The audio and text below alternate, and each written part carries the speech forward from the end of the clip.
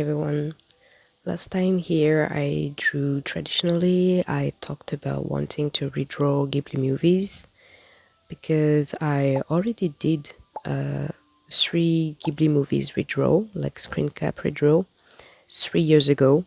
Uh, it's been a while, and back then I was using gouache and painting, and also a lot of patience because if I recall, each of them took me between 9 to 11 hours. So this time I wanted to redraw a scene from Ponyo, and also I wanted to use new art supplies.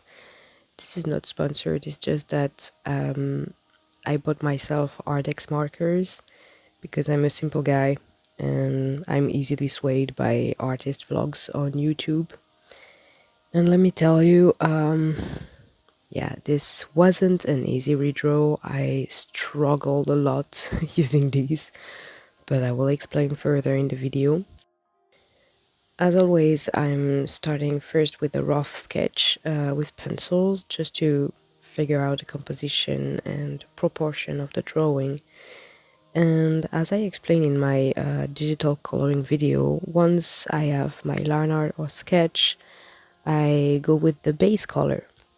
And that's where the struggle started because, first of all, picking colors when you're doing it digitally, you can always erase. But when you do it traditionally, you have to commit, and that's hard.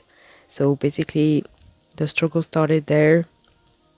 I really had a hard time mixing the markers. I've seen many artist vlogs where they are able to mix the markers because the markers are very juicy and it takes a while to dry and stuff, but I don't know why I just couldn't. Like, I really struggled with this.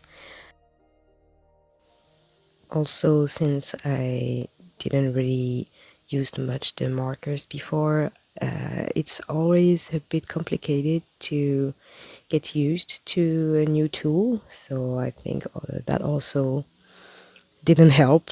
And yeah, at this point I'm just trying to color match as much as possible, even though I know that having an underpainting would have helped a ton. But I don't know, I think I was a bit lazy, so I didn't do a underpainting with a watercolor maybe. I think for an ocean scape I would have probably to go with a blue underpaint. But yeah, the struggle really came with the ocean because as you know, oceans come with a gradient. Like all of the pictures you can see of oceans or even depiction of oceans, there is a gradient coming from light to dark blue. And with these markers, since I couldn't figure out how to mix them, I really struggled. It was just a difficult time. I was trying to remind myself to trust the process, but to be honest, I almost gave up. And there is always a part in a painting or a drawing where it's the ugly stage. And usually the ugly stage is where you gotta push through, even though you are doubting yourself and reconsidering all the choices you've made so far. But yeah, you have to trust the process.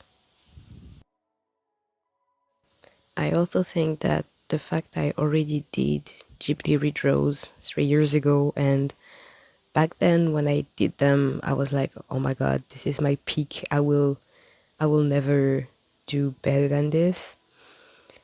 This time was a bit of a self-challenge, I guess, because I was like, can I do it again, but with new supplies? Will I spend as much time as before? Did I improved? Because it's been 3 years, so I was like, I hope I improved. So all this pressure also didn't help with the trust the process and the ugly stage.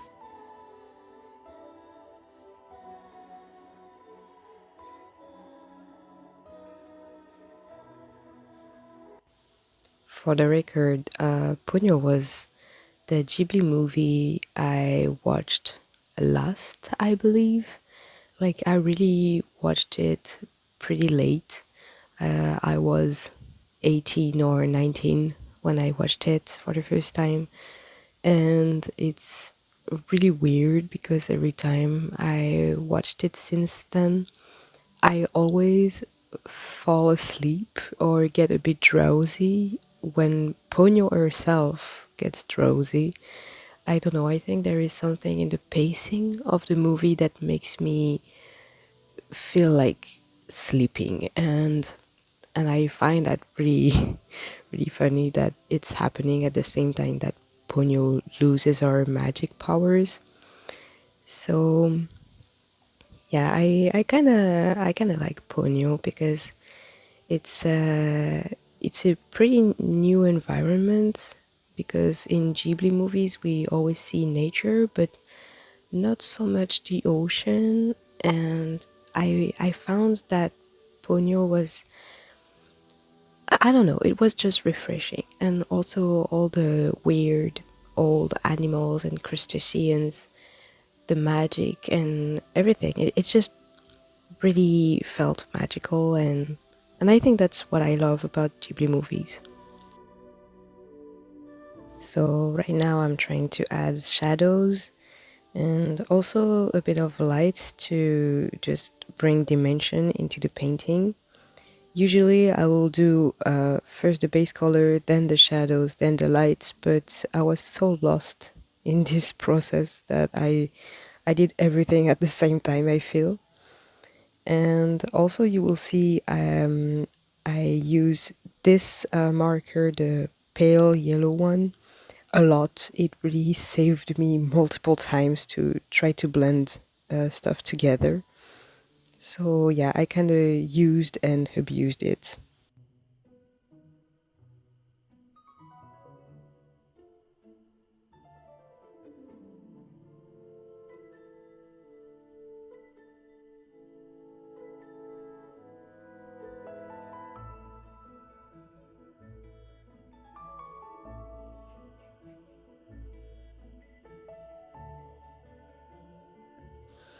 I took some freedom, artistic freedom, for the foreground, because in the reference picture the fish are more like gray white color, and I decided to use a blue.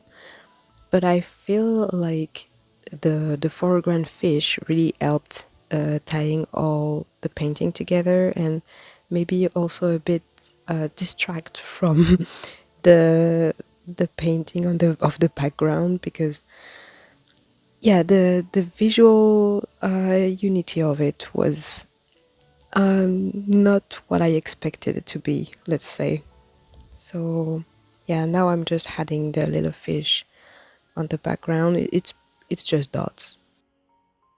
And at this point in the painting, I'm trusting myself again, and I'm feeling pretty okay about it. I'm like, yeah, we can save this. Like, something is happening, and that's when I decided to pull out my Faber-Castell color pencil, because honestly I felt stuck with the markers, and I don't think I could have done better with them. So I decided to switch it up for a colored pencil to add some textures and nuance and shadows and such like this. And that was the best and the worst idea I got. It was both a good and a bad idea, because in a way it's kind of saved the painting, I feel, because as I said, it gave texture and range in colors, and also it helped smooth out the awful blending I did for the ocean, or at least makes it less noticeable.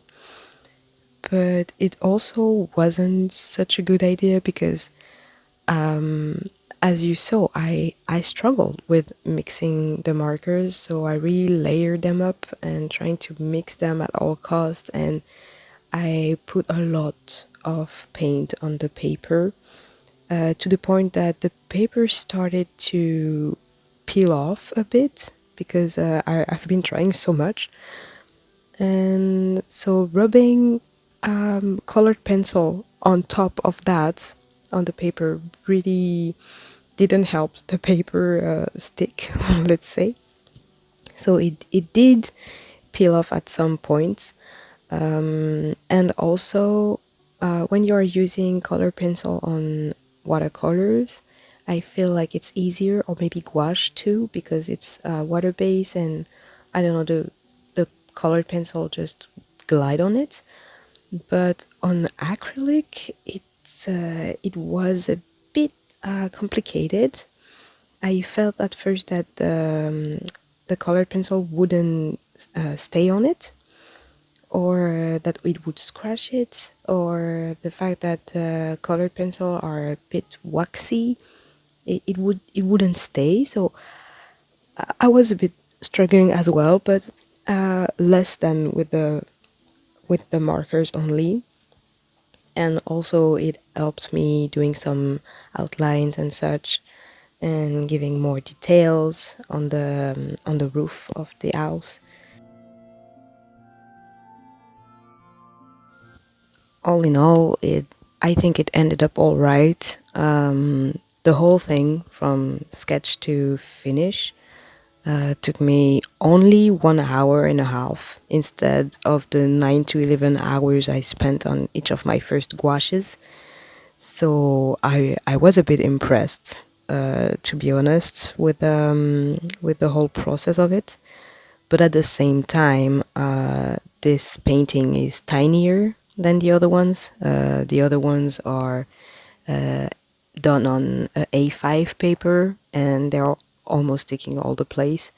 This one is tinier than this, and it's also less detailed. I feel like when you compare the reference picture with the owls moving castle ones with all the flowers, it's less detailed. So that might explain why.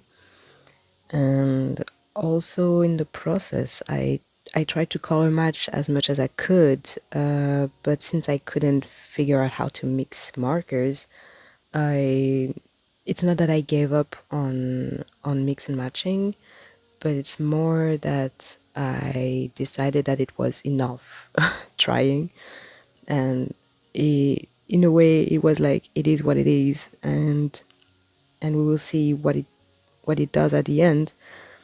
But I'm pretty proud of how it turned out. This is a step I think I shouldn't have done, which was trying to line some stuff with a black ink pen.